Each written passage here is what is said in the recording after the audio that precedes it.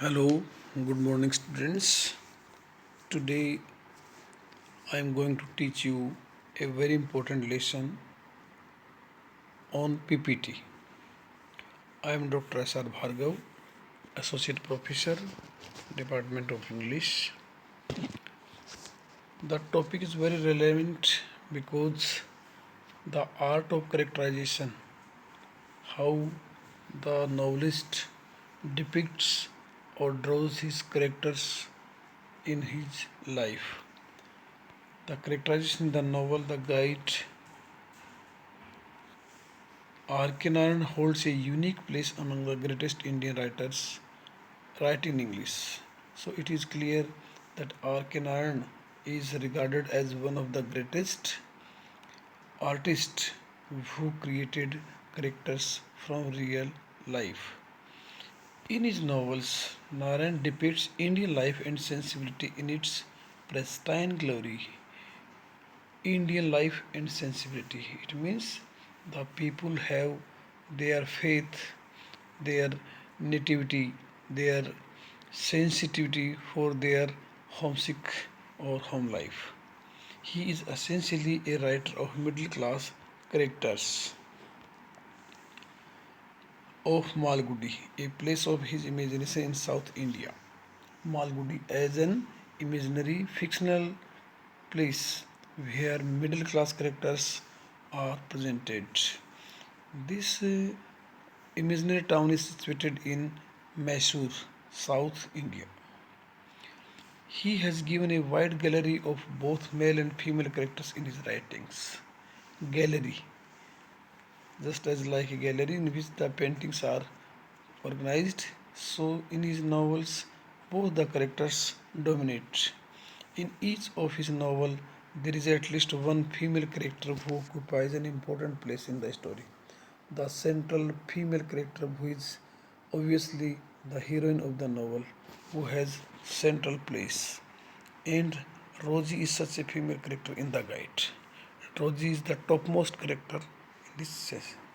She represents a modern woman who is educated and ambitious and strives to attain independent economic entity according to her own taste and talent, through she has to pay a heavy price for it.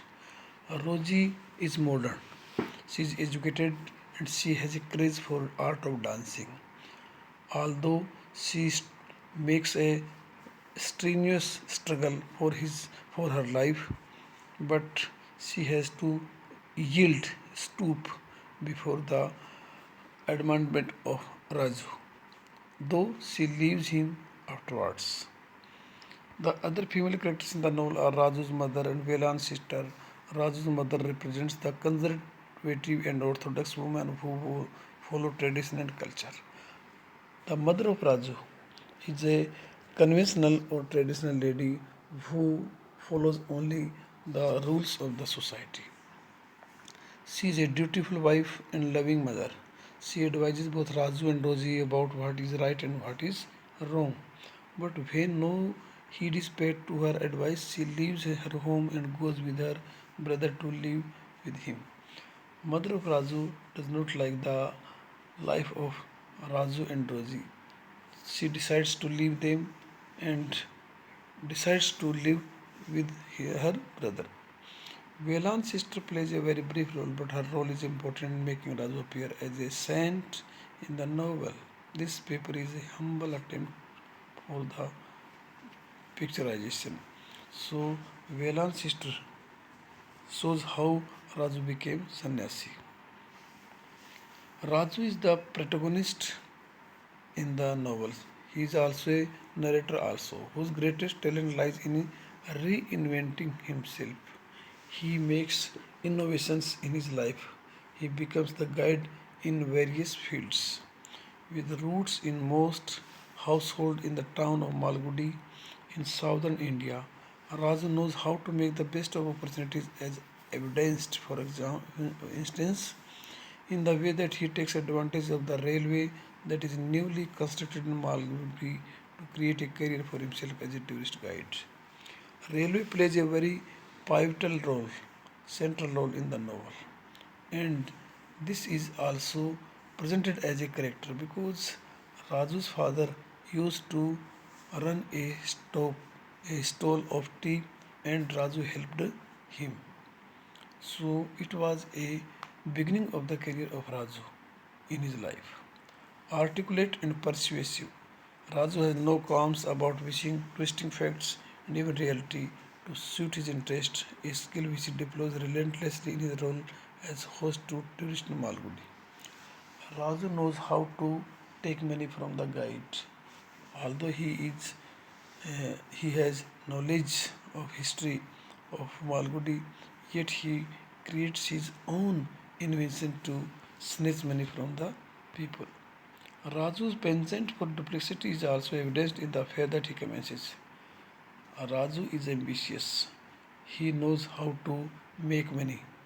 Driven by her desire for wealth, Raju's greed is apparent in the way that he exploits Rose's immense talents as a dancer to enrich himself once he again reinvents himself as her manager. Raju is not a satisfied person. He has a thirst, a desire to earn money.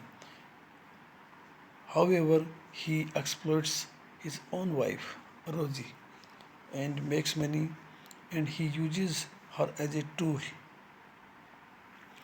He becomes the manager in her art of dancing.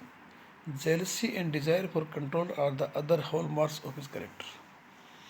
Although he is talented, but he has jealousy and desire in his nature, which along with his deceitful tendencies ultimately him in prison.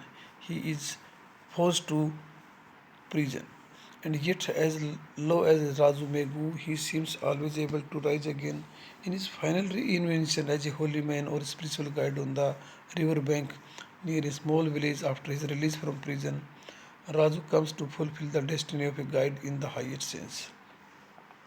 After release from the prison, he comes to the bank of the river and becomes a spiritual guide to the people. With Rosie behind the back of her husband, although initially playing the role of Swami so as to exploit the villagers' generosity, Raju ultimately lives up to the villagers' faith in him by risking everything to save them. Although Raju remained a faithful person to Rosie in the beginning, yet he played the role of exploiter of the villagers' generosity. The husband of Rosie, Marco, is a serious, studious, reticent scholar of ancient civilizations whose only passion is for wisdom. Now we come to the third character whose name is Marco. He is husband of Rosie. He is always busy, engaged in his business. He does not pay much attention to Rosie. His research into the site of ancient civilization has turned him into a eternal tourist, as evidenced by the traveler's clothes that he always wears. Arriving in the town of Malgudi on the railway one day to examine cave paintings, Marco hires Raju to show him the sights. At first, Raju comes to him as a guide and he shows first time the railway site. His intensity and carelessness towards everything other than his work is reflected in his neglect of Rosie during their visit to Malgudi. He ignores Rosie much time. Marco's controlling and dominant nature is also reflected in the ban that he imposes on Rosie, forbidding her to pursue the passion for classical dance which she nurtures. He is not in favor of her classical dance. He forbids her to do so. Marco's rigidity and cruelty becomes apparent when, upon discovering that his unhappy and dissatisfied younger wife has commenced on an air with his tourist guide. Marco becomes very rough when he finds that Raju came in her life. He completely ignores her for 3 weeks and then abandons her at the railway station of Malgudi as punishment. He decides to leave her and gives her punishment, leaves her at railway station. And Yet, although he leaves his wife, Marco is clearly unable to let her go entirely. As suggested in the communication that he attempts to commence with her why, why his lawyers once she establishes herself as a famous dancer managed by Raju. Though Marco leaves her, yet he has an observation on her. An uneducated traditional woman, Raju's mother is a devoted wife and mother who barely leaves the immediate vicinity of the house that her husband has built in Malgudi. We have some hints from the mother of Raju, who is devoted wife, traditional wife. Although she seems to be a meek, pliant woman, she is in fact a strong-willed. She frequently butts heads with her son, particularly after he ruins the railway show business that her husband had built before his death. When she comes to know that Raju has spoilt the soap of her husband, she hits him on his head. She also rebels against the presence of Rosie in her house when Raju invites her to live with him and his mother. She rebukes Raju for taking Rosie in her room, in her home. Clinging fast to her principles relating to caste and family honor to the last, Raju's mother goes so far as to leave her own with her brother in order to protest her son's disgrace. Raju's mother is a strong-willed woman who protests and ultimately leaves the place where she was living. Velan, a local from the small village of Mangal in southern India, comes across Raju sitting on the banks of the river one day. Now we come to the meeting when Raju meets with Velan. He is a local person from small village in Mangal, South India, and he meets Raju sitting on the river bank. Velan is trusting, respectful. Upon setting eyes on Raju, he seems to identify something spiritual and immediately puts his faith in him as a holy man. Velan is a very intelligent person. He understands Raju as a spiritual man while sitting on the river bank and considers him as the Swami or a spiritual holy man. It is Velan's faith in Raju that precipitates the latter's transformation into a holy man of renown, as other villagers also begin to put their trust in his powers. Even the villagers who have come to trust with Velan, who understood Raju as a holy person. Velan's trust is such that even after Raju confesses to him his life of deceit, trickery, his faith remains unshaken. And it is this act of trust that motivates Raju to genuinely try to help the villagers by undertaking a fast to bring about rains to the end of drought under the which they suffer. Velan is very trustworthy.